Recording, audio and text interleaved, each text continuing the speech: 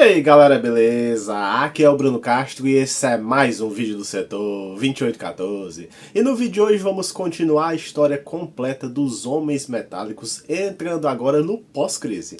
Então se você quer conhecer a origem e todo o arco desses personagens no pré-crise, assista aos 2 primeiros vídeos que eu fiz sobre eles. Aliás, só para complementar uma informação que ficou faltando lá do pré-crise, os Homens Metálicos não foram os primeiros robôs, elementos a serem criados pelo Dr. Will Magnus, e sim o urânio, que é o elemento mais poderoso de todos, e ele tinha um corpo bem parecido com o do chumbo. E depois de criado, o Magnus percebeu que ele destruiu seus experimentos pelo simples fato de estar próximo deles. E esse robô também era muito inteligente, mas também muito sádico e acabou também construindo bombas relógio, por trás de simples experimentos. Ele gostava da maldade mesmo. E por conta da sua instabilidade, o Magnus acabou destruindo sua criação e depois disso que criou os Homens Metálicos.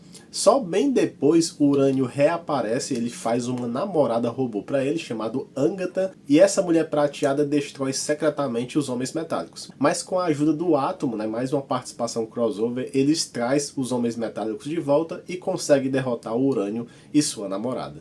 Agora, finalmente entrando no pós-crise, é até uma pena que esse grupo de heróis não teve uma origem recontada na revista Origens Secretas, e a primeira aparição deles só aconteceu na Action Comics número 590 no ano de 87. E aqui é uma história continuação lá da Crise nas Infinitas Terras, porque o Kimmel lá na Crise ele foi derrotado pela Garota Negativa lá da Patrulha do Destino. Aí eles falam aqui que seu líquido ficou inativo em um container, até que sem querer o Clark caiu nesse container e o Kimmel voltou a ter forma corpórea e melhor com os poderes do Kryptoniano.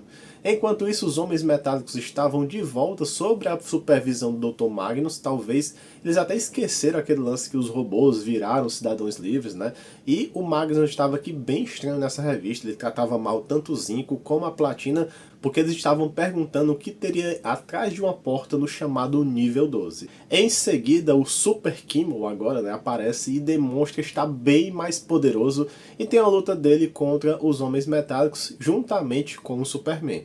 Os robôs aqui têm até ataques coordenados e viram também até um Megazord, onde cada um deles é um membro aqui desse ser gigante. E uma das mudanças é que nessa versão pós-crise o Mercúrio está bem mais esquentado que a sua versão pré-crise, que não tinha tanta essa personalidade, E ele quer sempre provar o seu valor sozinho aqui nessa história.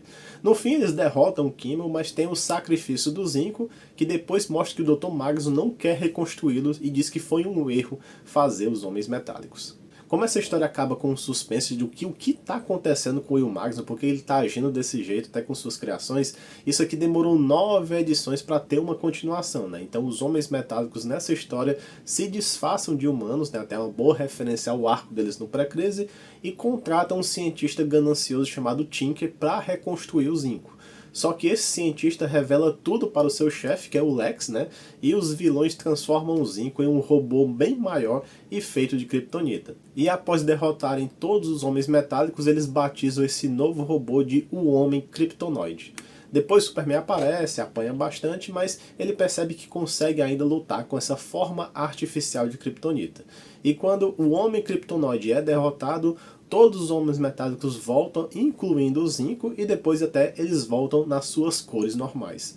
No fim, o Lex consegue se safar e não tem provas contra ele, os heróis sabem que ele é vilão, mas a população não. E o legal dessa história é que vemos pela primeira vez o que seria um responsômetro, Que a gente ouviu falar no pré-crise inteiro, mas nunca tinha visto uma coisa física do que seria isso. Depois disso, os Homens Metálicos só reaparecem bem depois na revista da Liga da Justiça Europa, lutando contra o Metamorfo. E aqui os Homens Metálicos já estão no estilo anos 90, bastante musculosos, e a luta é até bem legal e faz sentido eles lutar contra o Metamorfo, porque era elemento contra elemento. Depois eles aparecem em 2 sagas em um arco, Na primeira foi a saga Guerra dos Deuses, eles estavam lá ajudando o Mago Shazam a não deixar o Billy Batson morrer, mas nessa história eles nem tinham falas, Eles só serviram realmente como um para-raios para o Capitão Marvel conseguir retornar seus poderes. Depois eles aparecem também bem pouco na saga Armageddon 2001, só ajudando os heróis. Depois eles só voltam a aparecer em uma série de revistas do Superman com o arco Pânico nos Céus, com o Superman reunindo uma grande quantidade de heróis para enfrentar o Brainiac. Além disso, é bem legal ver eles ajudando a salvar a cidade com o Superman, assim, seria bem interessante ver uma coisa parecida disso num filme live action, né? Então até em uma animação seria bem legal. Depois disso, eles aparecem rapidamente em um funeral para um amigo, né? Após a morte de Superman, homenageando o herói que eles mais tiveram colaboração, né? Mais tiveram crossover aqui. Depois vemos que o Will Magnus aparece em uma revista da Patrulha do Destino, mostra que até que ele tinha feito um novo robô, tava lá servindo bebida para ele, que é o Tungstênio, mas é uma aparição única e muito rápida. Então tudo isso que eu tô falando pra vocês é só falando por cima, né? Porque as histórias não eram focadas nos Homens Metálicos e também tinha grande proporção, então não vale a pena focar nisso por enquanto. Depois disso, em 93, eles ganharam sua segunda revista própria com o roteiro do Mike Carlin e arte do Dan Jurdes. E nessa história, finalmente ficamos sabendo o que é que o Will Magnus estava tão bravo e não queria que os robôs soubessem o que tinha lá nesse nível 12. Né? E até depois que eu der essa explicação pra vocês, vocês vão ver que não faz tanto sentido o Magnus estar com raiva dos robôs e até não querer trazer o Zinco de volta, né? Mas vamos deixar quieto isso aí. E vemos que nesse nível 12 continha os corpos humanos dos Homens Metálicos, ou seja, nessa versão pós-crise, eles eram humanos antes e se tornaram esses robôs graças a um acidente. Então essa história começa muito tempo atrás, né, quando eles estavam em um laboratório, o Mike Magnus, né, que é o irmão do Will Magnus aqui, e o faxineiro chamado Tinkerhan. E em seguida chega no laboratório Will Magnus e sua namorada Sharon, e em seguida também os cientistas Wyde e Redmond. Eles faziam teste com um protótipo de robôs com todos do mesmo molde, né? E a Sharon disse que tinha inventado aqui o responsômetro e queria testar nesses robôs. Mas o Wyde aqui era bem cético, falando que não existia uma forma de programar o livre-arbítrio e a imaginação. Mas aqui o Mike Magnus achou que tinha conseguido achar uma solução para fazer tudo funcionar e se voluntariou para receber os chamados raios de deprivação. E esse experimento começa a dar errado. Um pouco antes, o faxineiro Tinkerhan tinha sido encarregado de pedir algumas pizzas, né, para os cientistas, e o entregador chamado Jack chega na mesma hora que começa a dar tudo errado no experimento. E vemos que o composto do ouro que estava lá e um dos protótipos de robôs começa a reagir com esses raios e acontece aqui mais ou menos um transplante de corpo, né? O corpo real do Mike fica lá parado, né, como se estivesse dormindo, animação suspensa, e ele, a mente, tudo dele é transportado para esse novo corpo totalmente feito de ouro, né? E ele até conseguia ver que seu corpo original estava lá sem reação na mesa. Ele começa a se descontrolar, quebra o vidro, né, que estava separando os cientistas do experimento, e com esse impacto, né, acaba jogando o Will Magnus para longe, e como uma medida de segurança a porta se fecha, deixando todos os demais lá dentro, onde estava tendo realmente também os raios de deprivação e ocorrendo o experimento. Então os três cientistas, o zelador e o entregador de pizzas são atingidos por esses raios e acaba também virando os Homens Metálicos. O ouro sentia muita dor e clamava por ajuda, e o Will percebe que o responsômetro estava quase entrando na nuca, e ele só dá um empurrão, e com isso as dores começam a parar. Então o Will faz o mesmo com os demais, né, e nota que eles não se lembram bem de quem são, e pede que os Homens Metálicos levem os corpos de todos eles para o nível 12 e apague a memória de todos. Ou seja, nessa versão pós-crise mais pré-crise infinita, né, que depois vai mudar tudo, o Will Magnus não era um gênio, ele não inventou os responsômetros, tudo que aconteceu aqui foi um acidente e ele passou a vida inteira dele tentando reverter tudo isso, mas sem sucesso. Depois ele começou a fingir que ele era um grande inventor e colher os louros por isso, né? Mas sempre ele tinha um grande peso na consciência. A gente não conhece muito bem a origem do passado desses personagens, mas eu acho que o que mais sofreu foi o Ferro, que perdeu sua esposa e filho nesse acidente. De tudo isso só não fica claro como é que os Homens Metálicos recuperaram as memórias assim que viram os corpos no nível 12. Porque lá no começo do acidente eles também viram os corpos, mas não tinham lembrado antes. Então não dá pra saber isso aqui como é que ocorreu, né?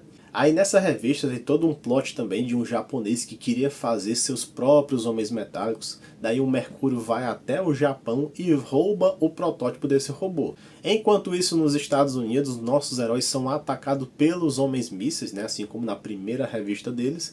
E para salvar todos, o Will Magnus reconstrói o acidente com ele mesmo como cobaia e usa o robô que o Mercúrio roubou do japonês, né, então como novo receptáculo. E daí ele se torna o Viridium, né, assim como eu não sei muito de química, eu não sei nem como é a tradução aqui no Brasil desse elemento. E só assim eles conseguem derrotar os inimigos. E no final o governo deu aquela maquiada na família de todos eles para ninguém saber o que realmente aconteceu, né? E agora a equipe tinha 7 robôs como membros. Eu já adianto que essa nova origem foi muito mal recebida e os Homens Metálicos perderam a relevância durante um bom tempo. Mas o Dr. Magnus continuou sendo o Viridium em algumas participações de algumas revistas, mas quase sempre não tinha nenhuma fala. E a última vez que ele aparece assim foi em uma das revistas do Superman em 2002, ou seja, bem uns 10 anos depois, né? Ou seja, antes da Crise Infinita, os Homens Metálicos eram seres antigos que surgiram em público quase ao mesmo tempo que o Superman. Agora, pós-Crise Infinita, aconteceu meio que um reboot, né? Eles estavam atuando há somente 4 anos atrás. E a primeira dica que teve esse reboot foi que tivemos aqui na saga 52, que o Will Magnus estava lá no seu corpo de humano normalmente, né? E ele é até bastante recorrente nessa saga. Na revista número 22 da saga 52, é visto que o Will Magnus reconhece que teve um surto mental após ter sido capturado lá no pré-crise, ter virado um vilão, né? Então ele imaginou toda essa parte que ele virou uma máquina, né? Virou um robô Viridium aqui, e disse que tudo isso não aconteceu. Então toda essa origem que eu acabei de explicar para vocês já podem ir esquecendo, né? E é engraçado que os anos 90 e 2000 era um festival de ideias abandonadas no meio do caminho e você tem que fingir que aquilo tudo não aconteceu e beleza, né? Bola para frente. E outra coisa é que não é claro o que vale e o que não vale lá do pré-crise, né? Assim, eu chuto que algumas coisas continuam valendo, como enfrentar alguns vilões clássicos, né? E o Magnus ter virado esse vilão também, e outras coisas deixaram de acontecer também. Depois, em 2007, os Homens Metálicos ganharam sua terceira revista, escrita e desenhada por o mesmo cara, é o Duncan Hollow. Eu nunca ouvi falar desse cara, né? Assim, e nessa história fica alternando, mostrando um passado bem distante, um passado mais recente, né? Que reconta aqui as origens dos Homens Metálicos, e o presente, né? Que mostra os robôs já agindo como um grupo e conta com a presença de uma outra robô chamada Cobre, né? Uma nova membro dessa equipe. E aqui eles ampliam a mitologia dos Homens Metálicos, né? Falando sobre a tecnologia responsável pela criação deles, que é o responsômetro. O nome antigo dessa tecnologia seria a Roda do Mundo ou Pedra Filosofal, e até que faz sentido porque sempre a Pedra Filosofal está conectada com os alquimistas, que por sua vez está também conectada com elementos químicos. Ela surgiu há vários milênios atrás e falam até que foi depois da segunda queda de Atlantis. Nessa era teve até a Liga dos Antigos, né, que foi abordada na revista da Liga, escrita pelo Joe Kelly e o Doug Mahnke. Aliás, até essa fase da Liga tem muita conexão com essas histórias, mas por questão de tempo aqui ficará para outra oportunidade de detalhar tudo isso. Nesse passado de milênios atrás, vemos aqui um cara chamado Magnus, que rouba esse dispositivo, né, que viria a ser o responsômetro, e fica um mistério de quem ele é. Já no passado mais recente, mostra aqui que uns 4 anos atrás, em uma feira de jovens cientistas, mostra que o Dr. William Samuel Magnus é frustrado porque as pessoas e investidores ali só queriam saber de invenções malucas e chamativas. Até que nessa feira aparece o professor T.O. Morrow, né? E nessa nova cronologia, o Will Magnus foi aluno do Morrow, e até uma das coisas que eu gosto quando a pessoa tem a ideia de unir personagens que faz sentido, né? Porque no pré-crise cada um estava no seu canto, mas ambos são conectados a criar robôs, né? Então faz sentido juntar esses personagens numa cronologia mais agrupada. Então o Morrow apresenta aqui alguns investidores ao Magnus, né, que começa a sua apresentação sobre uma teoria chamada hiperfluxo, né, que é uma ideia onde um átomo consegue se comportar como um outro diferente. E vemos aqui que ele tinha todos os homens metálicos, né, como robôs assistentes, mas uma versão bem simples do que conhecemos. Era realmente só robôs aqui. E cada vez mais pessoas chegam para assistir e algumas coisas começam a dar errado, mas acabou sendo um grande sucesso porque ninguém estava ligando para a teoria. Eu acho que ninguém entendeu.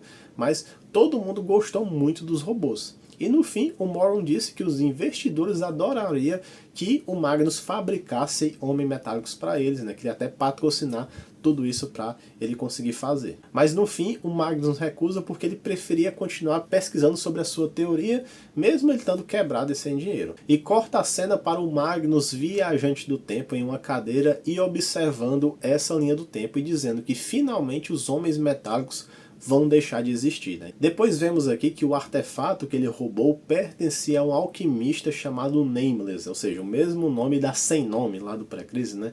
Até uma referência legal. E esse alquimista tinha alguns subordinados, né? E assim, o detalhe maior vai para esse cara com a cabeça de pirâmide aqui, que tem muito daqueles memes aparecendo. E ainda nesse passado mais recente, né, de 4 anos atrás, depois o Magnus vai visitar um bilionário chamado Solomon Khan, que depois vemos que esse cara é justamente o alquimista lá disfarçado, tudo bem, e esse alquimista estava até investigando quem roubou a Pedra Filosofal. Ele chegou até a desconfiar do Will Magnus, mas percebe que não foi ele, e sim que o Magnus aqui estava reinventando essa pedra. Então o Magnus acabou ganhando um cheque de 5 milhões e usa isso para criar seus homens metálicos. Resumindo bem esse arco, assim, nesse novo reboot, o Will tem um irmão chamado David e ele vê um futuro nesse mundo onde é tudo destruído justamente pelos homens metálicos, e por isso que ele voltou no tempo para tentar destruir essa roda do mundo, né? Destruir o responsômetro. Mas acabou que não deu certo e os robôs ainda continuavam existindo. E detalhe aqui para o aparecimento de outras equipes aqui de robôs no presente, né? O Tio Moro transforma alguns dos homens metálicos nos homens metálicos da morte, né? O ferro, a platina, o ouro e o mercúrio viram respectivamente o urânio, o tório, o estrôncio e o rádio. Depois disso até aparecem os robôs renegados, né, reunidos ali pelo Magnus para tentar parar essa ameaça dos homens metálicos da morte. E lá vemos aqui um dos caçadores cósmicos, né, chamado Lud. Tem também aqui o Eliron, né, também a Body X e o Warbox, né, um ursinho de pelúcia robô gigante. E no final, lógico que os homens metálicos conseguem derrotar a ameaça, e meio que na cena pós-crédito desse arco aqui, mostra que o David Magnus acaba virando o Viridium, né? Ou seja, nessa nova abordagem pós-crise, é o irmão do Will Magnus que vira esse robô do Viridium. E é engraçado que antes, né, na história antiga do pós-crise, o nome do irmão do Will Magnus era Mike, e aqui já é David, né? Então são duas coisas totalmente diferentes mesmo. Após isso, os Homens Metálicos aparecem em 2 edições da Liga da Justiça Geração Perdida, que é um tie-in lá do Dia Mais Claro, mas sem a Cobre nessa equipe aqui, e depois a Cobre volta em uma história que faz parte da revista da Patrulha do Destino, mas ali é uma história bem qualquer coisa, né? E resumindo tudo isso, eles não souberam o que fazer com esses personagens no pós-crédito, né? São ideias ruins, ideias mal executadas. Foram até 2 tentativas de Origins que eu acho que falharam, né? Essa última tenta até fazer algo grandioso, né? Mas os Homens Metálicos em si mal têm personalidade, mal aparecem na verdade, eles não são o foco dessas histórias. E é muito mais focado aqui no Will Magnus, né, que sim recebeu mais atenção. Foi até legal ver, né, a relação dele com o Tio Moro. Também eu gostei bastante dessa parte da mitologia do responsômetro ser algo do passado, faz sentido também. Eu achava que até eu ia conseguir finalizar a história completa dos Homens Metálicos nessa parte 3, mas foi ledo engano meu, né? Na verdade vai ter mais uma outra parte, né, a 4ª e última, falando dos Homens Metálicos 952, a versão atual, que teve uma revista que saiu uns 3 anos atrás, e nas outras mídias. Bom pessoal, não falei lá no começo, mas estou falando aqui no final. Se você quiser virar membro do canal, se você gosta do conteúdo e quer nos apoiar, né, assim, fazer o canal crescer cada vez mais, então nos ajuda aí sendo membro aqui. Se você não puder ser membro, quiser deixar o like, deixar seu comentário sobre a história, nos ajuda demais também, né? Então é isso. Então eu gosto bastante de interagir com vocês, e também se puder compartilhar com os amigos, né? Então essa história dos Homens Metálicos é bem obscura, você não vai achar nada disso nem em inglês aqui no YouTube. Então eu espero que vocês estejam gostando de todo esse arco. Então é isso, até o próximo vídeo e valeu!